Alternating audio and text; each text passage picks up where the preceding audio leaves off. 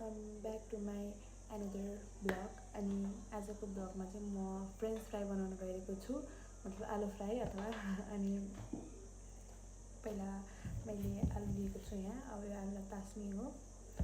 अनि मलाई आलु तास्नु जस्तो मन नपर्ने अरू केही होइन। मलाई यस्तो अल्छी लाग्छ आलु तास्ने काम।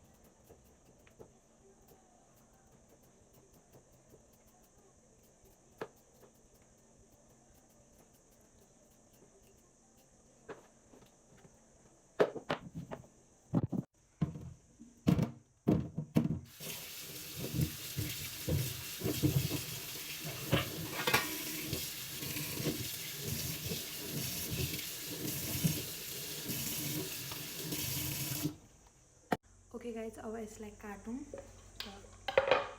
सर्किङ बोर्ड, आलु यहाँ छ, दिस कट इट। त्यो चाहिँ लामो लामो बनाएर काट्नुपर्छ किनभने फ्रेन्च फ्राई लामो लामोमा हुन्छ नि त। सो अब त्यो चाहिँ अलिकति टफ हो।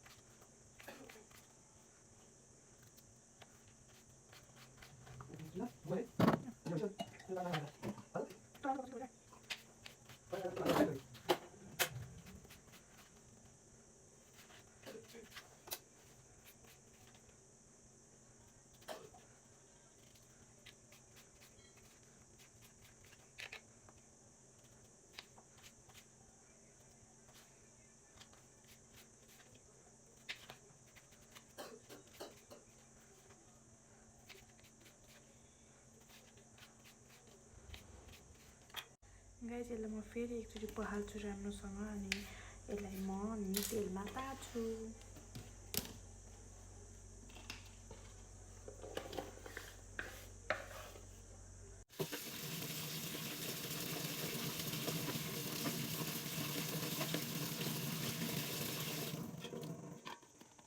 गाइस, प्यान बसालौँ अनि यो प्यानमा म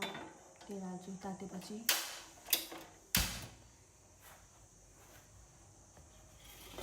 आलु यहाँ छ।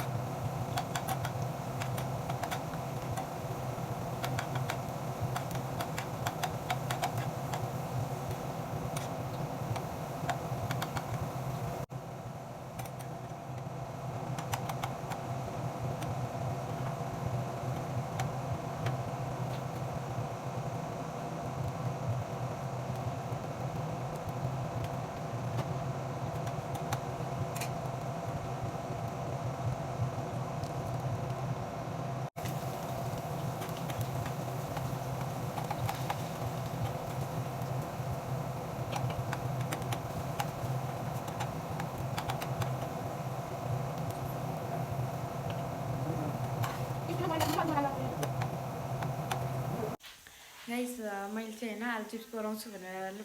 सबै गरिसकेको थिएँ नि त यसो तेलै छैन मैले लिटरली होइन यति तेलमा बनाइरहेको छु तेल यति मात्र यति अनि त्यही भएर यति घाना हाल्दै गरिरहेको छु अनि यति मात्र भयो हुन चाहिँ अनि यो केचप चाहिँ मैले अस्ति पिज्जा खाएको थिएँ अनि त्यो पिज्जाको 2 पोका बाँकी थियो अनि त्यसकै हो अनि क्रिस्पी भयो कि भएन चाहिँ अब ट्राई गरौँ पाकेकै होइन त आएन मलाई त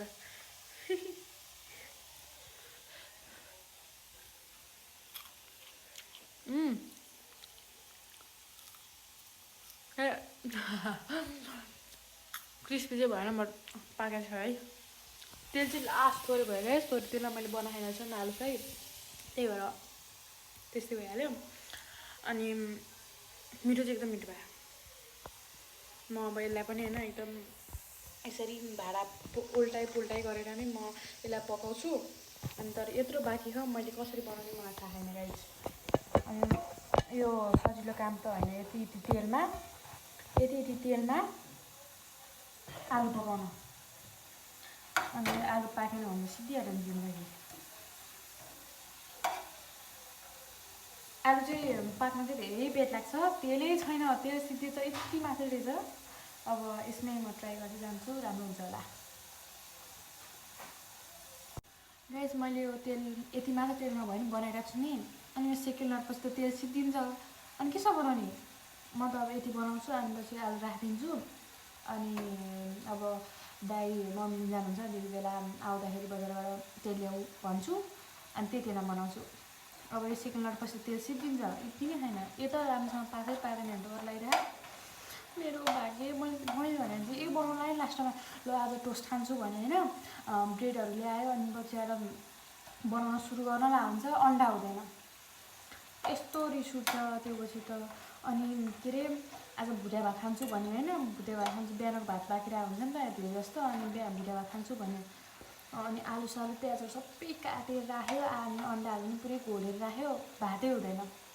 यस्तो रिस उठ्छ अनि आज त्यस्तै भयो मसँग तेलै छैन तोरी तेलमा बनाऊँ भने तोरी तेलमा अलिक अर्कै स्वाद आउँछ होला फ्रेन्च फ्राईको भनेर नबनाएँ मैले मेरो जिन्दगी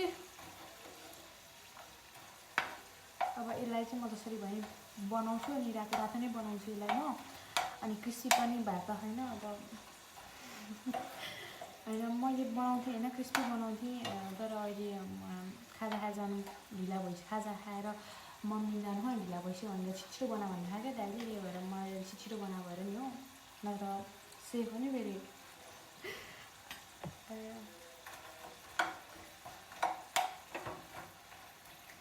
यो चाहिँ जसरी पनि पाक्नुपर्छ रातो हुनुपर्छ अरू मलाई केही चाहिँदैन यति आलु र यति आलुले त्यसमा म दिन्छु म अहिले खाँदिनँ म त्यसलाई आएपछि आफै बनाएर खान्छु होइन तर यति चाहिँ पाक्नु पऱ्यो क्या जसरी भयो नि अनि आज बिहानको त्यो आलुको अचार बनाएको थियो त्यो अचार दिन्छु यो हाल्छु भइहाल्यो नि त्यसलाई हात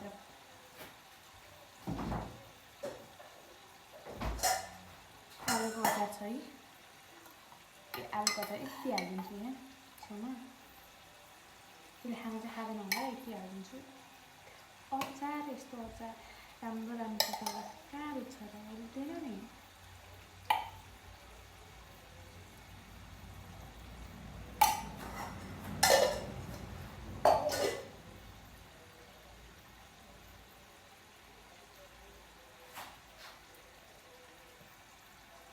यो चाहिँ पाक्नु पऱ्यो क्या जसरी भयो नि तेलै सिद्धिन्छ अब यति आलु चाहिँ बन्यो अब बाँकी रहेको आलु चाहिँ म एकछिनमा तेल ल्याएपछि बनाउँछु अनि यति चाहिँ भयो अब यसलाई म दिन्छु बाई